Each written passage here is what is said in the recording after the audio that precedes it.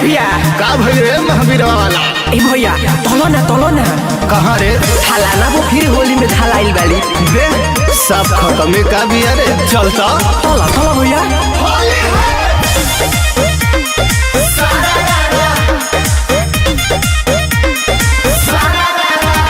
अरे होली में फलाना बहु भइल खलार हो,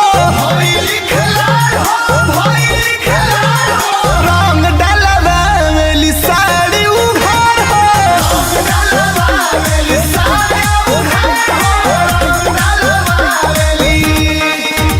अरे भर होली देवरन के भइल जुगाड़ हो, रंग डालबा मेली साड़ी उघार हो।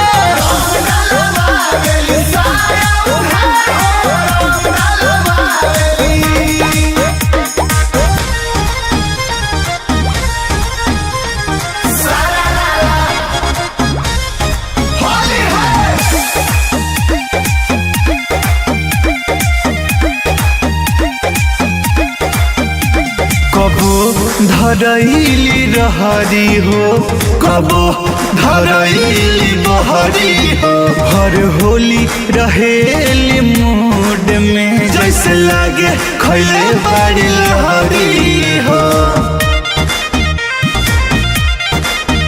इनकर बहाना रहत भतारे बटे, मजा मारत गौवा जवारे बटे, लइका बूढ़े सब के कोरली पार हो, रंग डालबा मेली है तो तरहते होगा।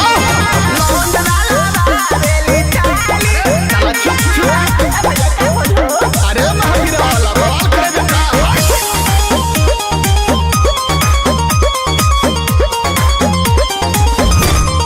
होली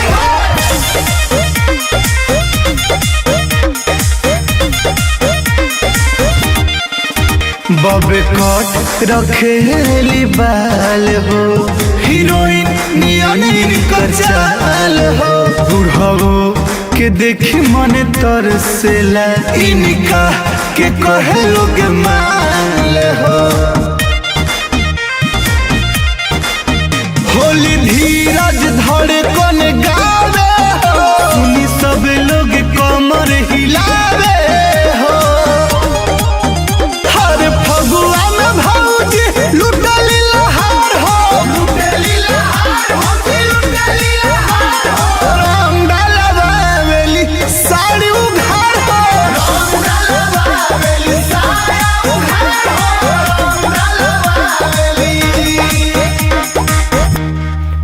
बुला तो मानो होली है।